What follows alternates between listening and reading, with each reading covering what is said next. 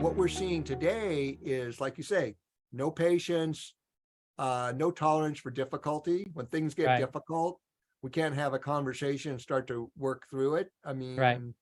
part of innovation is like when you have a problem, you got to back up maybe 3 steps and reassess things, right? The last 3 years, it's like there's been an unwillingness to say, maybe we need to rethink this, Right.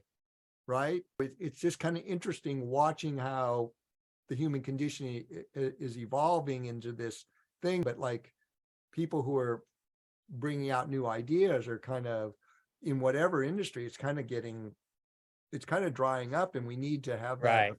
sort of environment of renaissance where that part of the human condition can kind of flourish. Ultimately, what we're doing is provide huge value to humanity and the people we Right. serve and make life better. Right. And particularly in the sport we're in, Right.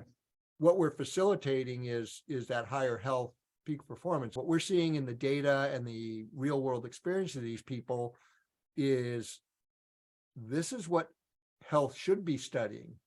Right.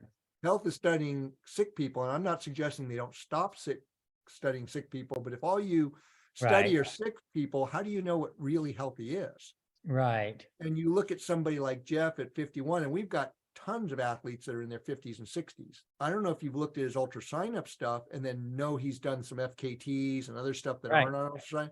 Right. He's doing something big every 6 to 8 weeks.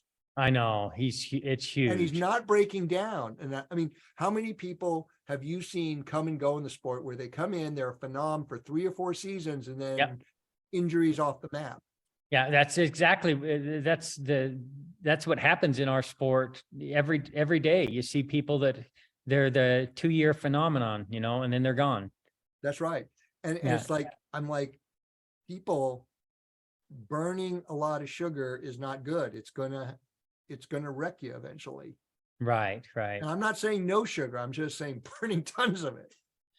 Yeah. And I think the other thing is that just their whole training procedures too, I mean, the amount of miles that they're putting in are huge. Like I'm really good friends with Carl Meltzer, and he's won more 100-milers than anybody, and Jeff's second.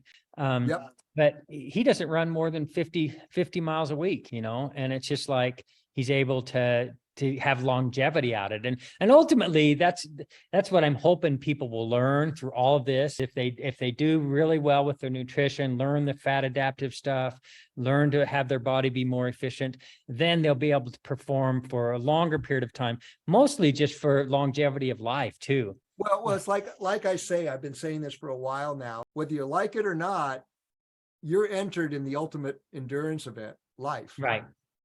And right. Yeah. It's life. It's life. And people like us are here to help you to get that fitness to where you can live longer and better. Right. So it's exactly. A real cool thing. Yeah, it's very cool.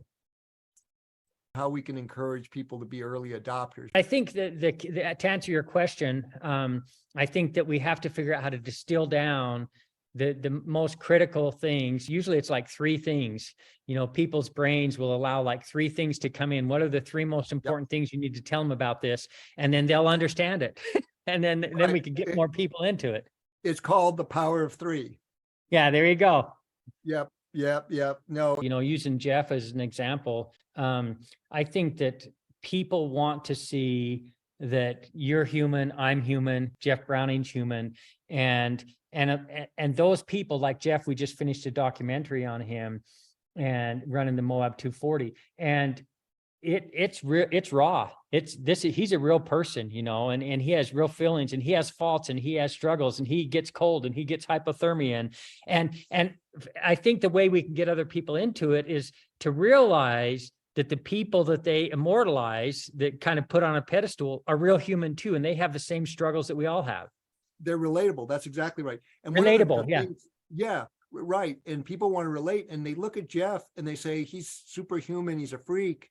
Yeah. And it's like, he'll tell you he's not. I mean, and I don't want to bag on his brother, but his brother is a Midwestern guy with the average population challenges.